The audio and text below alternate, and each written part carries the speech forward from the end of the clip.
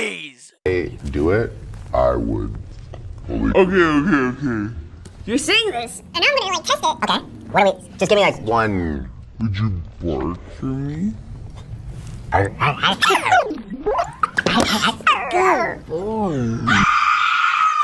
Gentlemen.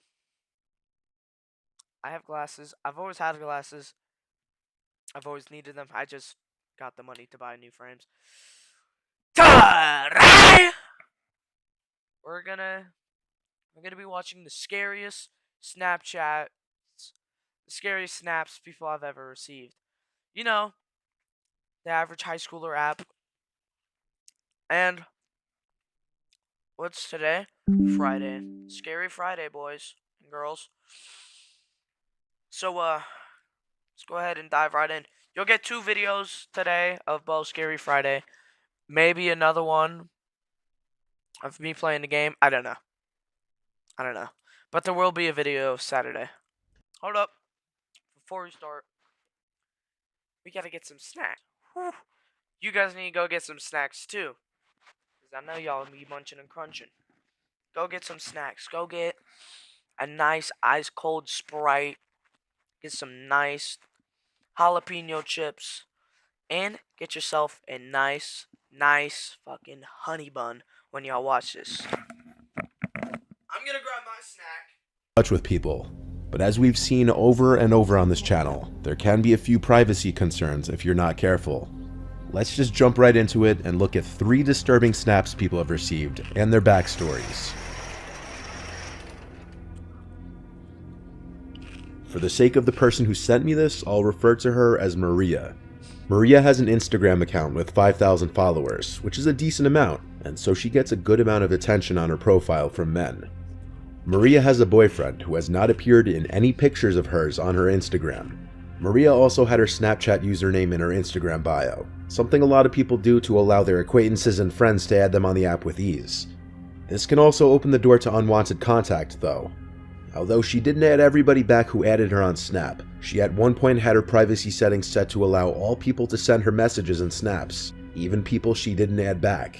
So, somewhat often she'd receive messages and snaps from random guys, usually guys that followed her on Instagram. In her words, often older and creepy looking. But according to her, even younger guys managed to look creepy by taking weird angled selfies in dark rooms. Usually the snaps were pretty harmless like this, but one day she received a snap that would lead to her getting the police involved.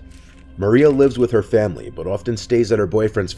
Is that her fucking house, or is that a reference photo? Because so far he's been using actual photos. And, first floor apartment. This doesn't really seem like a stock image. This location is not known to anybody except for her close friends who know of her boyfriend, making it all the more disturbing when she received this snap. It was a picture taken through the window to her boyfriend's bedroom. Oh, hell no. That's wild. Could you imagine getting a photo through your bedroom window? Hell no. At the time the photo was taken, it's hard to see it in the dark, but Maria was in the bed napping, and her boyfriend was in the living room watching football. There was no caption to the Snapchat, making it appear to be some kind of subtle threat.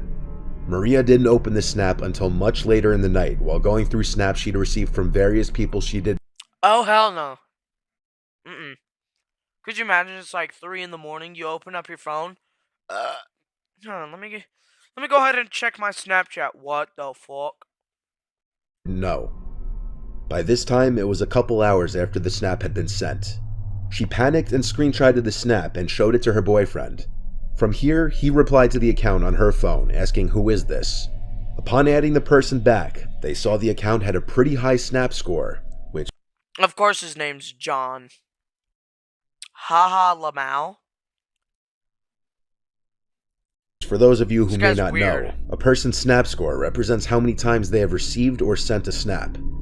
This account having a snap score in the 50,000 range meant it wasn't likely just a random spam account.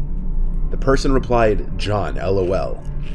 Maria's boyfriend replied back, we're calling the police, and John replied, "K cool, let me know if you need help calling them." After this, the account blocked her, and the couple were left to wonder who this person was. Bro, what? A search through Maria's Instagram followers turned up multiple Johns, but with no last name on the account, it would simply be a guess as to who it could be. That's That same actually night, wild. as the couple was sleeping, a crash from the living room woke them up. As Maria's boyfriend ran to check the source of the noise, he found it was the dining room window, which had been shattered, and on the floor was a house brick, presumed to have been taken from a house being renovated down the block. Fuck no, bro. If the That's couple just didn't have a case wild. before, they definitely did now, and they called 911 to report the incident. Now that a police report had been made, police would subpoena Snapchat for information on this person's account in hopes to locate the person. The couple was assigned a detective to their case who was supposed to help in identifying the mystery person. However, as the days turned into weeks, little to no information was given. It did become apparent, however, that the Snapchat account had been either deleted or banned because it no longer came up under search results. Currently, Maria and her boyfriend have no idea who this person was, and any thought of it being a prank by a friend was out the window when their window was literally shattered by a brick. Yeah. It can boil down to a stalker being jealous of her boyfriend, but this would also mean that Maria was followed to her boyfriend's house, and that the perpetrator would know where she lives as well. Luckily, with security cameras becoming more prevalent on houses, these kinds of crimes are becoming more difficult to get away with. But in cases like this, where there's an absence of any cameras, unfortunately people may still be able to pull these kinds of crimes off. 3 months later, and Maria and her boyfriend haven't seen any new activity at either of their homes.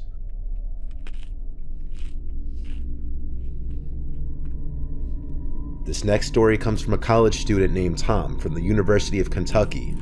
Tom shares his location on the Snap Map feature, which if you've been around my channel for a while, you know how things can sometimes turn out with that. Tom lives in a house off campus with I don't know why people do that. You're just asking to get, like, hunted down. 4 friends in a downtown area by a bunch of bars. The squad of guys often walk to and from these bars at night on the weekends. The night in question was no exception. Tom was on his way home from a nearby college bar, about a 15-minute walk from the house. At some point while walking home, he was on a quiet residential street with woods on one side, and he heard someone walking behind him. He turned to see a man holding out something in front of him, walking about 10 meters behind him. He couldn't tell what he was holding, but he didn't stare for too long because he didn't want to draw negative attention to himself. He noted that something about the sight of the man seemed ominous, though. The man was behind Tom for a while, until he turned to the block with his house on it. At some point before making it back, the man was no longer behind him, at least not that he thought. It was only after he made it back inside the house that he got a notification that he received a snap from his friend Luke, one of his housemates, who was home at the time.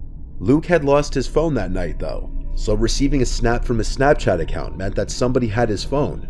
Tom called his housemates downstairs before opening the video. He also turned a screen recorder on to capture the snap, and this is what they saw.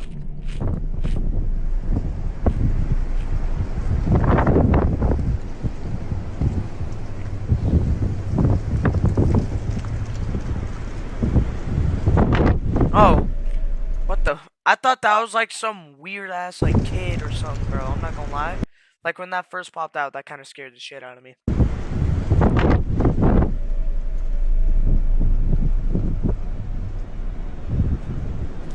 When does he turn his head? The snap was a video of Tom walking down the street towards his house.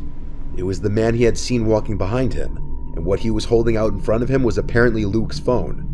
They had the idea to check the location of Luke's phone on the Snap Map, since he had his location enabled, as did Tom. The location of his Bitmoji was last updated 9 minutes ago, and its location was right on top of their house. So the 3 guys who were currently home ran around the entire property with all the outside lights on to light up the area. They didn't find the man with the phone, That's some but scary oddly shit. enough, Luke's Bitmoji moved just a tad as it updated again, yet it was still on top of the house, meaning whoever had the phone had to be somewhere that they were overlooking. After a while, the guys thought to lock the phone using the Find My iPhone feature, and then have it play a sound.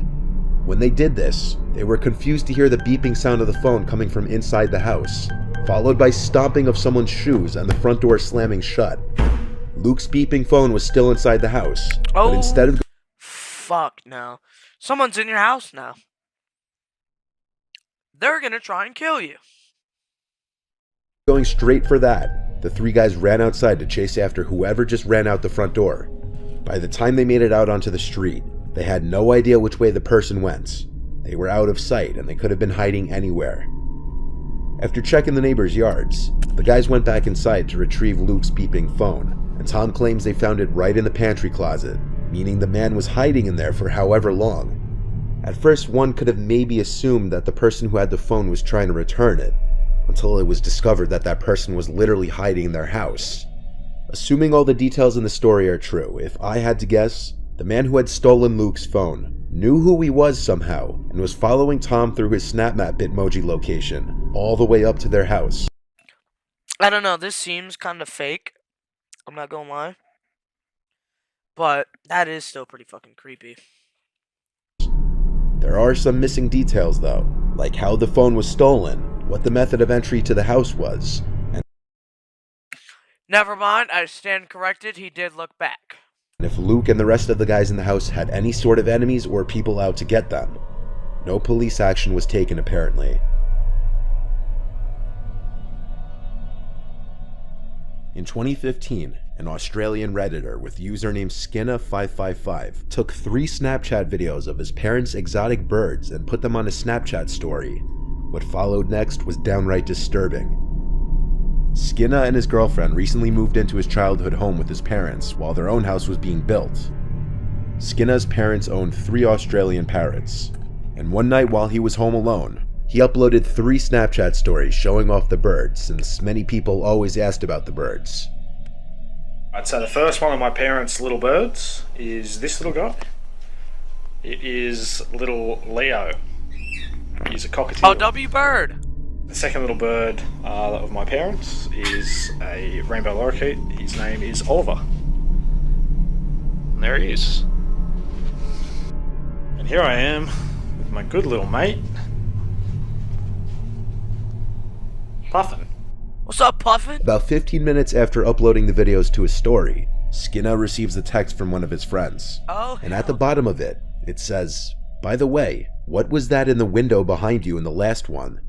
So after seeing this text, he went to rewatch the clips a couple of times and opened them on his computer to get a larger and clearer view of the videos.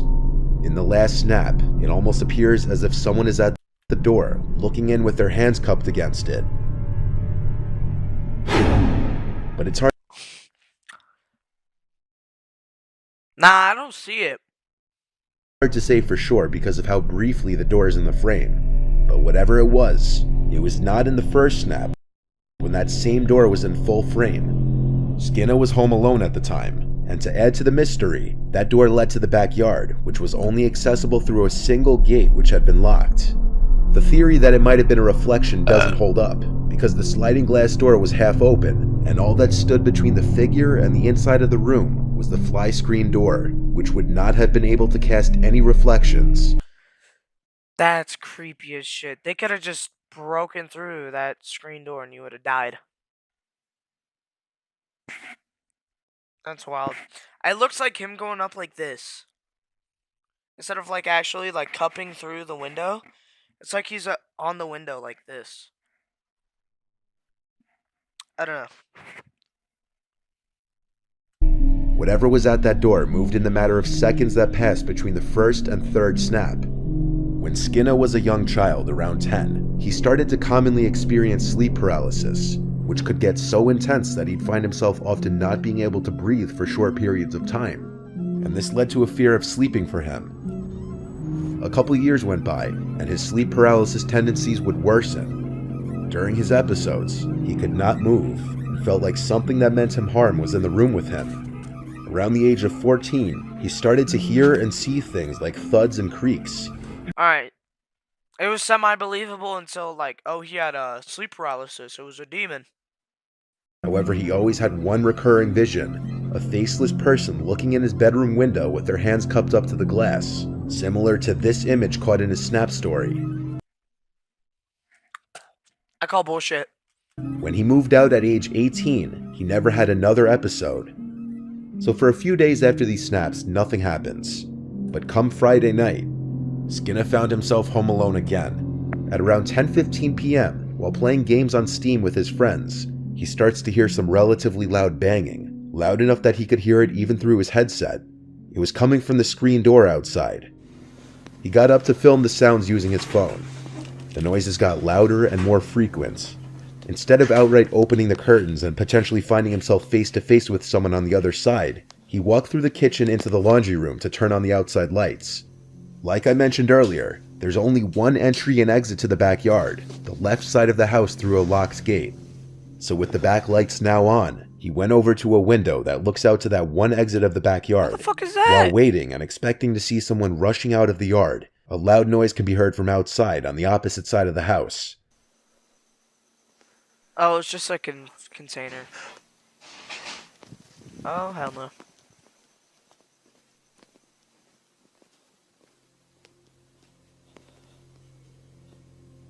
The plant scared the shit out of me. I'm not gonna lie. The plant scared the fuck out of me, bro. L plant, bro. L plant. He aims the camera at the window for a few moments, then turns on the kitchen lights, and seconds later stops recording.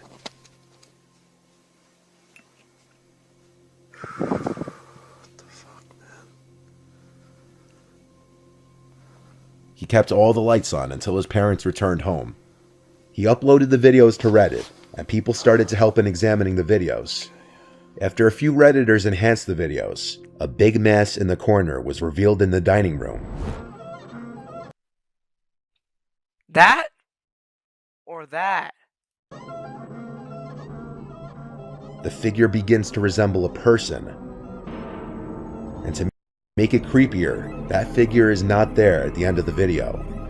Skinner called the police, and the video Okay, first off, what the fuck is a sculpture? Second off, that's actually kind of creepy. freaked even them out. They believed that a two-man team tried to rob his parents while they were away. Theoretically, when one would-be robber broke in and realized Skinner was home, the second one tried to make noise to lure him inside. And when it didn't work, he snuck out and escaped. Skinner doesn't entirely trust this theory, mainly because all the doors and windows were locked from the inside when they came in.